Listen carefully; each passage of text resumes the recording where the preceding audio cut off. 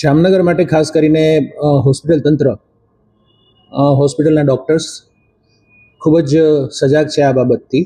અને મારે ખાસ એ કહેવાનું કે ગુજરાત રાજ્યનું આરોગ્ય તંત્ર અને ખાસ કરીને માનનીય આરોગ્ય મંત્રીશ્રી પણ આ બાબત પર ખૂબ જ સજાગ છે.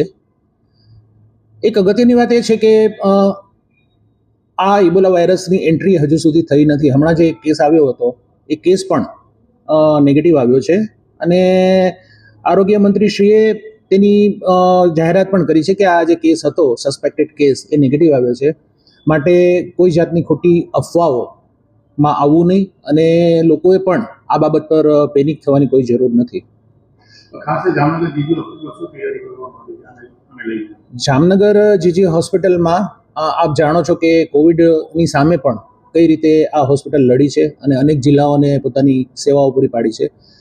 તો હાલમાં પણ as being the medical persons જે થ્રેટ હોય એ થ્રેટની સામે સજાગ રહેવું જોઈએ. તો હોસ્પિટલ તંત્ર, મેડિસિન વિભાગના તબીબો, મેડિસિન વિભાગના હેડ, મેડિસિન વિભાગના નોડલ ઓફિસર્સ બધા જ સજાગ છે.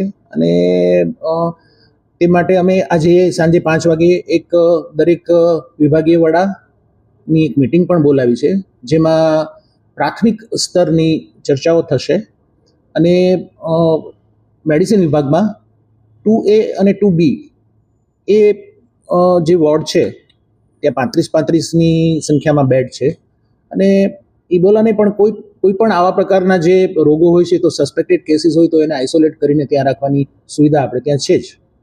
પરંતુ જો ઇબોલાની વાત કરીએ તો એ આખું એના માટે એક સેપરેટ વ્યવસ્થા ઊભી કરવી પડે અને જે આ ભીડવાળી અને હોસ્પિટલવાળી જગ્યા છે તેનાથી તેને દૂર રાખવું પડે.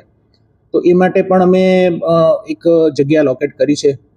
જૂની ડેન્ટલ હોસ્પિટલ જે છે, જે મેડિકલ કેમ્પસ હોસ્પિટલથી દૂર છે, ત્યાં આગળ અમે એક જગ્યા લોકેટ કરી છે. અને મને નથી લાગતું કે એવું કંઈ કરવું પડે ઉપરવાળાની દયાથી, રામની દયાથી, પણ એક રાખી અને એક આયોજન અમે કરેલું છે.